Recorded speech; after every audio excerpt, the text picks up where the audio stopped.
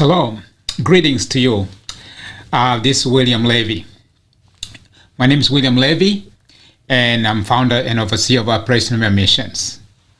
Overseeing the mission of Operation Memorial Missions both in the USA and South Sudan. Bringing greetings from my family and Operation Memorial Missions Board of Elders.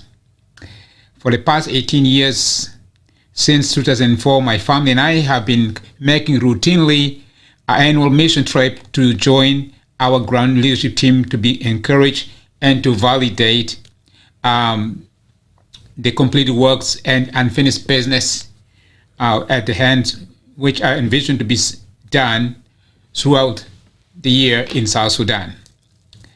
I truly want to apologize to you, all the parents, students, and teachers and mission staff for not being in person, for attending the end of the year academic gathering to send the children off for vacations before they start the next academic calendar. It has been my pleasure and honor to be there last year to envision to see the school open on April the 7th with only 70 students. And now I've been filled in by the country director that the school has received over 400 students this year and last year alone.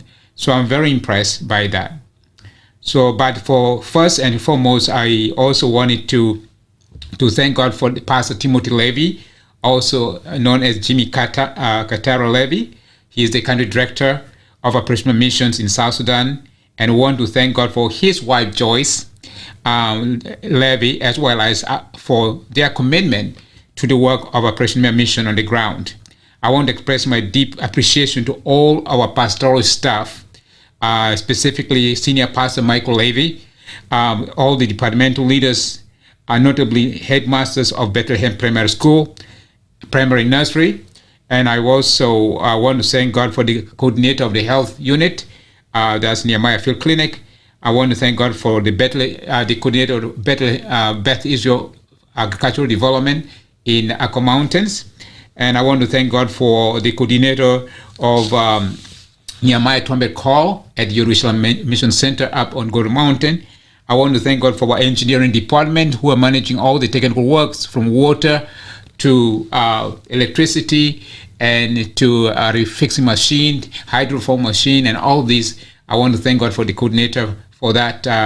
And I want to thank God for all the women and the mothers in the mission compound there. I want to thank God for all the teachers, and I want to thank God for all the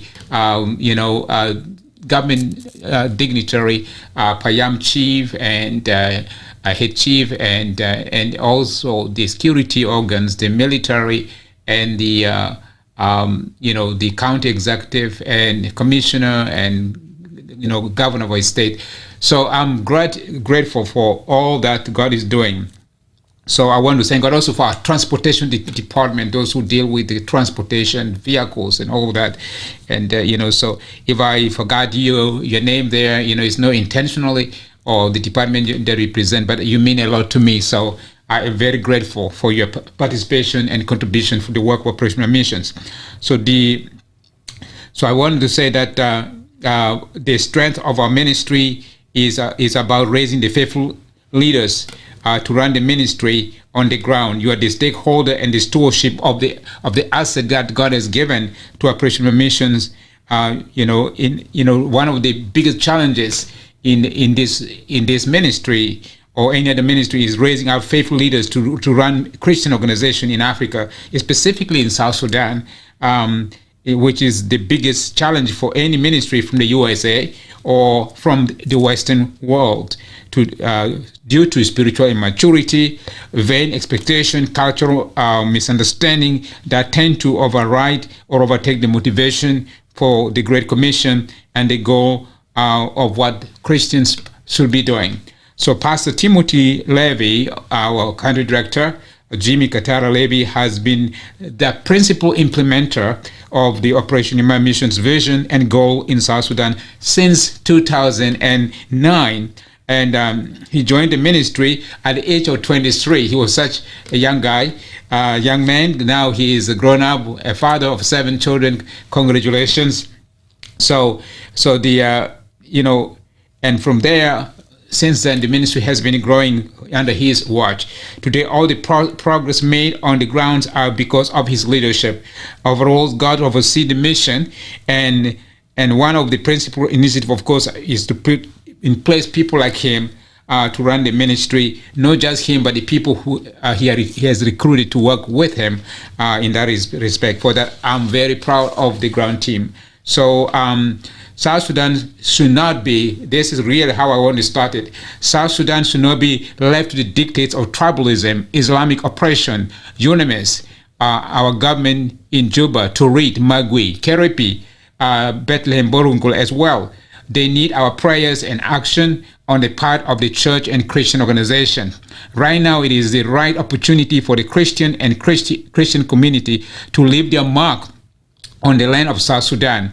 Given that the church and her people thrive through crisis, let us now view this entire instability and the lack of structural government as a blessing in disguise, because God wants his church to lead the way in truth, righteousness, and holiness. So in God's sequence of order, she created these major institutions of family, church, and government to work together, not against each other, for his glory, in order for us to rebuild South Sudan physically and spiritually. A strong family makes up a strong church, and a strong church makes up a strong country. So speaking and testifying of God's provision and protection upon our mission work in Pegeri administrative region of Magui County of Eastern Equatorial State. Why South Sudan and why Pegeri administrative area? We are in South Sudan because we are in a continued journey of restoration of the country from Islamic persecution. This is the regional cancer cell of the Sudanese crisis. We are rebuilding the lives of people from the ashes of Islamic war or persecution that went for 50 years. So the current displacement and are only added to our challenges and daunting tasks to rebuild a people and a nation.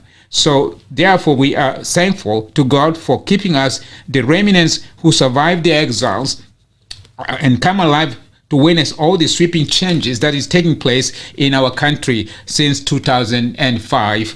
So therefore, we must give thanks to God, unite us as one man, and to persevere together to see what this country will become. So our mission predate the 2016 crisis. The crisis of 2016 disrupt our original progress that by driving tens of thousands of our people again into Ugandan exile, leaving this country again in desolation and in ruin, as we keep pressing on for the past 5 years, implementing the vision of the ministry among the remnants. Again, just as we were about to lose hope, as South Sudanese descend into the gutter of self-destruction, God intervened, stopped the war in February of 2020. So it was all the backdrop of these historical events explained above. We are now witnessing the return of the people from the second and the third exile. As a result, the nature of the challenge remained the same, even though the nature of the threat is not the same as before. Islam is still effective in South Sudan, as the country is still dependent on borrowed money from Islamic countries. Our peoples are now suffering from devilish weapons of rebellions against God, because materials and worldly pursuit has really engulfed us. So it is not Islamic persecution. If it's not Islamic persecution, it could be something else, as we have seen now. We are still dealing with the same country, same community, and facing the same challenges to rebuild our country from the total Islamic takeover and economic disparity. So we have just begun rebuilding our countries from scratch, as tens of thousands of South Sudanese are now coming back from exile for the second or the third time. So the challenge that each family faces is the same across the board. Therefore, this is the reason why we need all of us to work together. So what happened then and what is going on now? Back in 1993, the original vision of Operation Mea was to rebuild South Sudan from the ashes of Islamic war, persecution of Christians. The Khartoum Islamic regime at that point had waged all-out war against Christians in South Sudan and in the Sudan, which led to the death of displacement of tens of thousands of Christians into exile. From 1993 to 2003, our mission was concentrated in the Ugandan refugee camps and IDP camps inside Sudan. But the depths of the magnitude of displacement is spent for 50 years in the continent from the onset of the British colonial departure of 1956 to 2011. So it was massive displacement of 5 successive generations. In 2004, we moved Operation Mere Mission to our home village of Beth Israel Elevi of Aka Mountain in Keribi Payam in Pagere administrative area of Magui County in Eastern Equatoria, just opposite from Borongole, where you are right now. So we have been in South Sudan rebuilding the community from ground up, beginning with disciples of individuals, families, and restoration of families and marriages, church planting and community restoration, as tens of thousands of South Sudanese who survived the exile were returning home to rebuild their life between 2004 and 2016. So providentials when it seemed obvious that South Sudan was at the verge of defeat and so concession to Khartoum Islamic oppression regime in 2005, God intervened and again freed South Sudan from the jaw of Islamic grip. So in July of 2011, South Sudan became the youngest independent country in the continent of Africa along the Nile Valley and ranked as the 193rd country in the world. So we were always rejoicing because we knew it was God who delivered us, our people, from the brink of Islamic Caliphate state. We thank God for the gallantry army of Anyanya 1 and the SPLM freedom fighters and for securing our freedom. But more importantly, we also appreciate those who have fought for our freedom, past and present, especially the church. We also want to thank God for the church that have stood with us. But I will be remiss not to mention, appreciation to President Salva Kiir, first Vice President Riek Machar, and late in other 4 other VPs that are governing with him. And I want to thank God for late Dr. John Gurang and General Joseph Lago and Abel Alier, and of course late Ricio Iro. I'm a student of history. I don't know about you, but there are so many great other people in our history. But I picked this few individuals because they represent the courage and of course the leadership structure that we have there. If you don't know about them, you may have to brush your history a little bit, so you'll find out that people like Sri Soiro, who is this guy? He's from Opare, but check it out. So I want to thank God for late Dr. John Garangs and General Joseph Lagu and Abel Alier. Joseph Lagu and Abel Alier are still alive, by the way, so you know. And if you don't know these people, go back to your Sudan history book. The colonial time. The British Sudan. You will find a little bit about these people. So throughout this time, the church has stood strong in prayer and spiritual to interpret to our people the meaning of our struggle for freedom. So I will want to take this time to thank the American Christian for the support and prayer for the persecuted church in the Sudan. So Operation Emir is a product of the benevolent generosity of American church. We also want to thank the American government for standing with us throughout this crisis. So the United States and its church has been on the forefront on the plight in support of the plight of the Christians in South Sudan throughout the duration of the conflicts, going as far as the 90s into 2020s. So from the comprehensive peace agreement between the North and the South in 2005 to 2011, as South Sudan broke free from the jaw of Islamic oppression to independence. So the second conflict, South Sudan versus Khartoum, South Sudan versus South Sudan, self-destruction conflicts, which we call senseless war, came about that land due to the rebellions of South Sudan against God in 2013. Barely a year into celebrating our independence, the young independent country erupted in the civil war of her own making. This is partly due to our internal conflicts within the leadership of the rank and file of war veterans in South Sudan, who oversaw the birth of the new infant baby country and forget what they fought for. So precipitated by UNIMAS, which is the United Nations mission, which has like kind of parallel government in our own country, governing by proxy, and sabotaged from the north, some of whom refused our independence, kept the South completely chaotic for all this time. So at the outbreak of war in 2016, Madi Corridor, which is a Pagere administrative area, had made its marks in South Sudan as it moved its. This where we came. We were there, based there from Uganda, and established ourselves there in 2004. For 12 years until that point, we had already implemented part of the mission vision of Operational Mission, and from bottom up, spiritual and physically. So, but in 2020. The Revitalized Peace Agreement has been signed by major South Sudanese warring parties to the conflict to give peace another chance.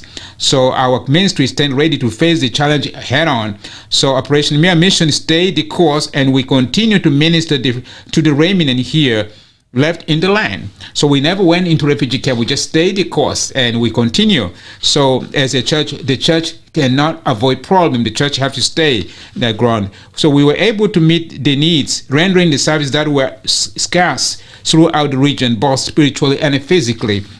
So we were the only ministry that remained in Pagere County, defunct Pagere County, reaching to the unreached places. We believe as Christian church, our mission should not shrink back from rendering the service such as gospel news, family restoration, food security, water, medical outreach, education, and entrepreneurial small business startup civil duties to the community.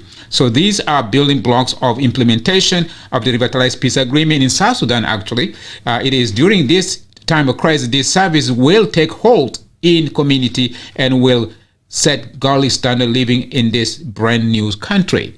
So if we wait until the UN bring their global social engineering agenda there, which is hostile to God, and then family and church, and then we wait, and then it will be useless. Family and church will never recover from the calamity, and we, the church and Christian organization, will be laughing stock. So the time is now to answer the call and take charge. So the question last year at the beginning of 2021, in the mind of those who survived the exile and want to come home, when like this, they were asking, where will I stay? Where will I find food? Is there a safe place to return? Will there be peace treaty hall? Where will my children get education, go to church or medical care? Many families are grappling with these questions. So some are considering the idea of making even a partial move back to South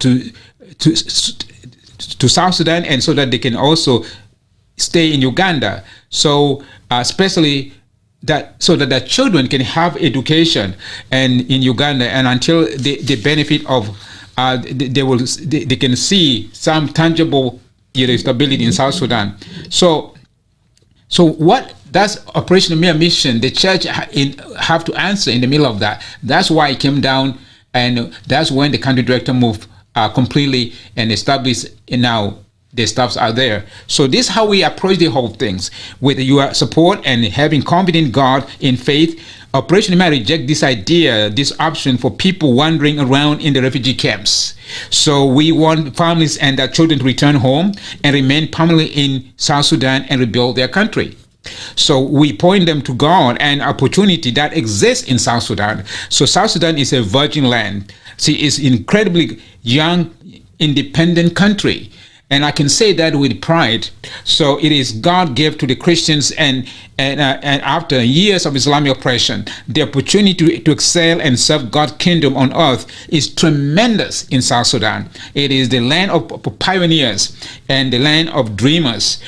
for those who walk by faith, not by sight. To be a South Sudanese, you have to be a dreamer. You need to dream. You need to charge forward. You need to have. I ran to some of the people there and say, you people must have a strong heart. So South Sudanese must have a strong heart. You to live there, to rebuild a country from nothing, you need strong heart. So, but not on your own strength. In faith, you got to be grounded in the Word of God. So we are thankful for America. We must be thankful for God for this country, but it cannot be just America. It has to be us taking the benefit of what we got. That's where I'm heading to. So what are the objective of Vision Operation Mirror Mission in South Sudan now? Is to rebuild and the country from the acts of Islamic persecution, to maintain the original vision of Operation Mirror Missions, in party to the beneficiaries of South Sudanese over a sustained period of 28 years. From 93 to 2021, the goal is to raise up the nationals to maturity and get grounded in the Word of God, raise their families, work with their hands, and use the resources from the USA as a foundation to launch a long-term stability in their own country, using the resources of the land instead of constantly depending on UNHCR and deserting their country to other nations, never to return. And to rebuild it. So vision of 2021 to 2025 is this. Operation Mirror has been consistently anchoring itself as a successful mission that has for 28 years bringing up spiritual adults among South Sudanese who are no longer spiritual juveniles, but young and mature, grounded, responsible beneficiary who are also contributing to the cause of the Grace Commission, like beginning to serve their people from their own backyard. But I'm very proud of our staff there on the ground who are doing just that. They have come of age now. So use our line above to the people of Pageri County to serve as an example for the country. Only the Word of God can break down tribal barriers, and we must break down tribal barriers and create unity and Christian brotherhood among South Sudanese. Besides Juba, Pageri County has all the tribes of South Sudan. We are privileged. People think we are at disadvantage. You kidding me? We are at the privilege because we have all the tribe there, so we can interact with the people and we can reach everyone with the gospel message all at once. So unity and break down tribal barrier. Even now, there are over 400 children at the school. They came from different tribes. They are all Christians. They love each other, brothers and sisters, one in Yeshua, born in spirit and one in spirit, born in spirit and truth. So we have Gospel Broadcasting Radio on Golden Mountain, 97.3 FM, covering the airway for South Sudan and northern Uganda. Most people in Pageri administrative area do not live in congested. This advantage of what we have, live in Juba or in our capital city of Turin, where this is congested and too hot there, no energy source for anything. But when you're in the country where people live free in the village, everyone has a piece of land, can build homes and raise families and grow food for themselves, and create a small business. So this is the kind of livelihood we want to promote by bringing services and opportunity to the people in the localities. Remember Dr. John Grant say, bring the city to the village. Don't take the village to the city, right? That's exactly what we're doing. So majority like me are indigenous to the country, but the rest came there due to all kind of needs, and this is part of their country too. So the county is a home to people from faraway state of South Sudan, bordering the Sudan, Malakal, and other places. The country is a home to people from all these places. But why? Because people, Nimule is a gateway to East Africa. People come for all kind of reasons, and some end up there, and they happen to be fellow South Sudanese. So to some, it is a place of business, and others see it as a border town for an escape route. But to us who are ministering the Word of God, we see an opportunity to take advantage and preach the gospel and also live free, right? So So from a strategic standpoint, everyone who found themselves in this region should receive the same service, such as worship services, education for the youngs, medical needs, food security, as well as natives, as well as integration of civilians and military family as fellow citizens, all working together for the same goal on the basis of spreading the gospel and living as free South Sudanese. So civilian, local government, the military, police, game rangers, and the prison forces all need to have access to all the services which I have already laid out and mentioned through Operation My Missions. So as we speak, South Sudan Army is not integrated, and and there's still all of that. These people are family, they have their children. I visited all the military camps there, including the cantonment site. I met with some of the commanders. They are not different from you and me. They just happen to be men and women in uniform. So but they have children, they have to eat, they need the word of God. They have need like everybody else. So we have to reach out to them. And those children, they need education. The women cannot be dragged around all this time to put out war, fire war. So they need fellowship. So that's why Operation My Mission. That's what the church exists for. So there should not be any more, rebel activities in the bushes, because yours and our children need education. Our women and mothers are very tired of refugee camps. They want to come home. Give them a chance to do this. They need our protection as husbands, as fathers. The government cannot be the only expectation. So the church cannot run away, and this is why the Nile Best Israel Messianic Congregation is here to oversee the mission of Operation My Mission and all the ongoing project here on the ground. So it's just as the pastors and staff Operation My Mission protect this development, it must include everybody, because these developments are the gift of God to our country. So we must protect them by all costs. We shouldn't let buildings be taken over by fire and decay and looting. All of this rumor of war and all of this is not good. So therefore we must stop fear-mongering and rumors of war. We must see everybody with the same need as Jesus sees us. So they need the gospel news, Bible discipleship, stable families, good education for their children, good food security for their community, medical services, small businesses to support themselves. So the church, to keep the families and their children in South Sudan, their presence is very priceless. The church need to be there to encourage people to stay. So they need spiritual support to cope with all the trouble of life that have been engulfed them in the camp. To meet the need, Operation My Mission involved in the construction of the Nile Beth Israel Messianic Congregation in the Bethlehem Mission Center, there where you are right now in Borongole, in addition to the church in Mogali, Jerusalem Summit, and on Golden Mountain, Rumbek in Lake States. So with the presence of 5 pastoral leadership operating at various capacities, we have now reestablished church services, community outreach, and biblical discipleship, family reunification, and so forth. We envision construction of a new church building to house at least 1,000 people, as 3/4 of the children will be housed in the mission compound now during their school years. Most families are planning maybe to move closer to the mission for the service it renders because their children live there. So this is a critical part of infrastructure. So education, considering that Bethlehem Elementary School is almost done now, we are moving forward to lay the foundation of other structures. So the Great Commission, the discipleship and raising up national pastors and church planting. So in the past 16 years, that's what we have been doing. So we planted, 7 churches and ordained 9 pastors. We have gospel radio stations that bring gospel throughout the region. So what is the basis for the Bethlehem Elementary School? I want to get into that. So we wanted to raise up Christian teachers to teach creation science, biblical worldview that preserves sanctity of lives and preserve marriages and restore families. So we want to deter UN proxy organization that which bring social engineering programs into families and schools and community by providing sound biblical teaching on creation through God's creative order.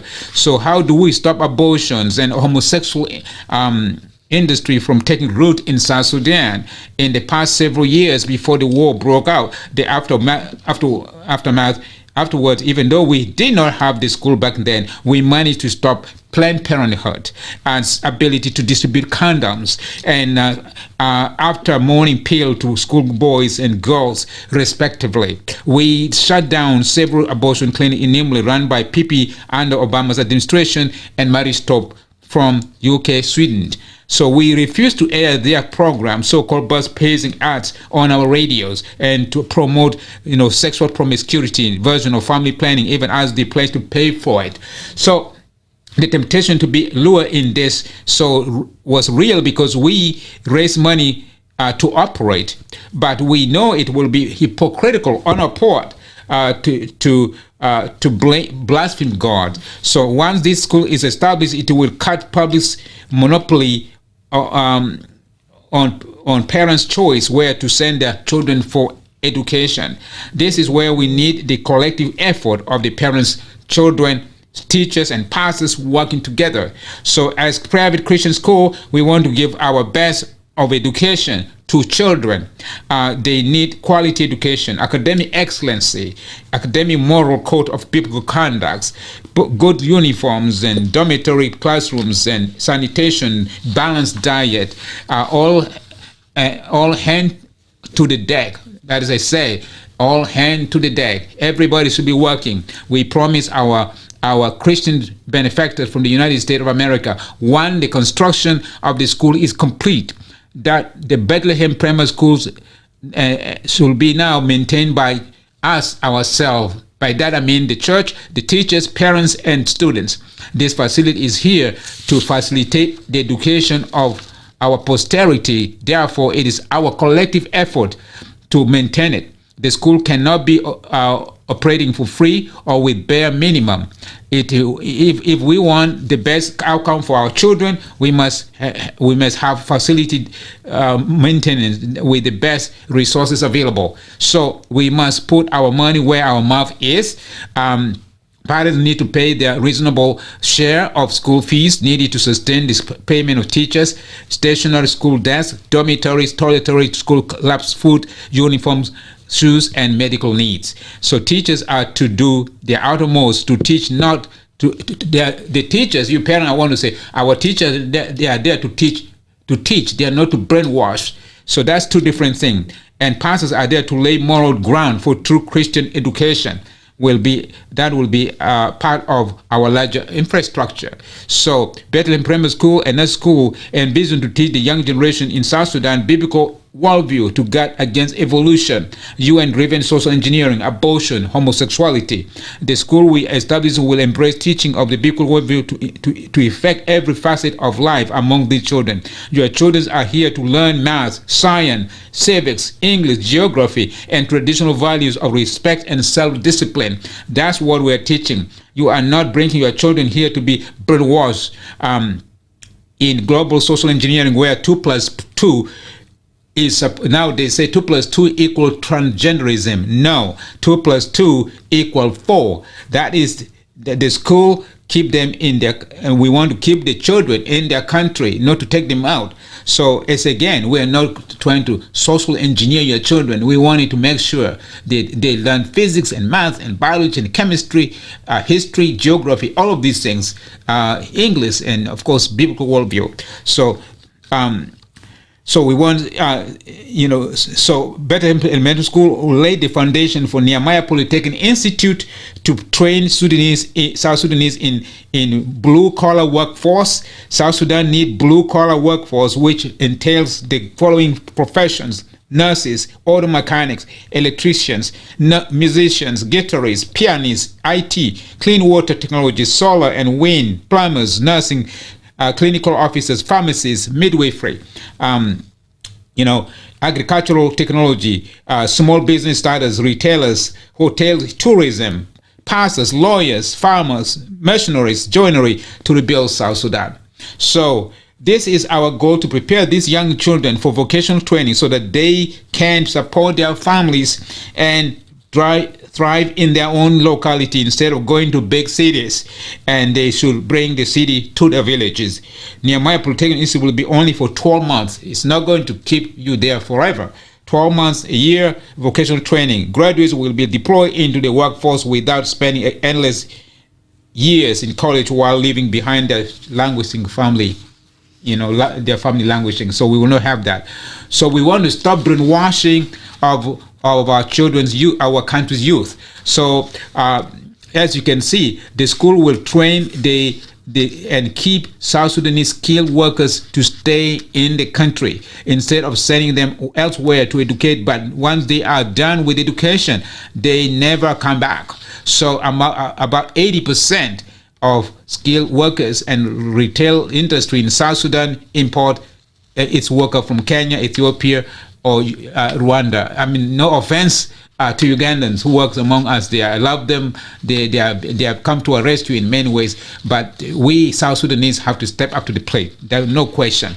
So entrepreneurial ventures and small business startups are key to revitalizing of the economy. South Sudan need blue-collar labor force as opposed to white-collar labor force because the country is still considerably basic. So it will need to set up its basic infrastructure for the next 20 to 25 years.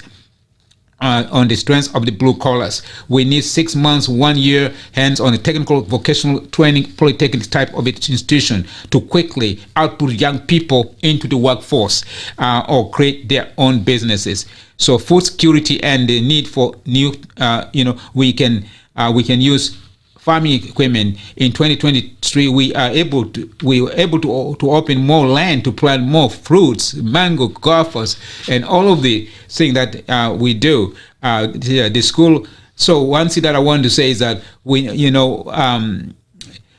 need to plant. We are also planting, eucalyptus trees and teaks or lumber as well as building materials. The land is so rich with everything available in the land. South Sudan do not need handout. So we need the tools and seeds. South Sudan is considered the largest most fertile virgin land in Africa. So we can work with our own hands and support our own families. So the school will train the children to take hold of the richness of their land and make use of them. So I want to thank every parents who are local to Pagerik administrative area and those from Juba to Reed and elsewhere for bringing your children to be educated here at Bethlehem Primary School. Wanting to educate every Friday for physical education. Operation Mere Mission is loaded with a lot of hands-on training skills where children can put to work what they are learning in the classrooms into practicality by doing 2 to 3 hours in the farm, planting, digging, weeding, or harvesting. So I did that when I was growing up, So you should get involved in keeping the compound clean, planting trees all around the compound and making the place a botanical garden, green, quiet, and beautiful, so well guarded and well watered. These experiences will remain with you, children. You will not live it in Borongola. You will not live it in Bethlehem. It's going to be for the rest of your life. It's going to help you wherever you go. So medical need, if there are clean water and people are drinking, eating healthy, the rate of disease that takes lives can be much reduced. So we need medical transport, medicine to help people in remote areas and so forth. All of these are the things that we are doing. I think this is where I much of it is a repeat. So what I would like to share is, as I don't want to take any more of your time, is the fact that I want to bring this to a close. I want to thank you for giving me this opportunity. I would like to say that I will be there in May with you, and I would like to see some of the children myself, and got to meet the parents myself. And I wanted to thank you so much that you're able to entrust us with your children, and that you trust that the church play a pivotal role in this in this country that of ours that is going through turbulence things. So I wanted to promise by the grace of God we are there to stay for the long haul. We have never left the country during the crisis, and we will not leave the country. The door of the church remain open, and your children, God will protect them, and we pray every day that the children will be protected from any harm. And you parents, do not worry and so much. So God will protect you. But again, the point I want to make is that the school there is for all of us. We got to protect it. and we got to make sure our children get the best education, and that it will be the best example for all of South Sudan. Think of it. And now we're part of the East African Economic Community. We want to put out the best student that can compete throughout East Africa and the continent of Africa. Not in prideful attitude, but it will be like genuine ingenuity that we can. I come from engineering background. That's how I think. So, but I'm a servant of the Lord, but that's how I think. I want people. Competition is part of life. So children have to compete in math and physics and science and so forth. Substance, not garbage. So teachers, you have your work cut out. I thank you so much for what you're doing. Country directors, thank you for giving me the opportunity to speak.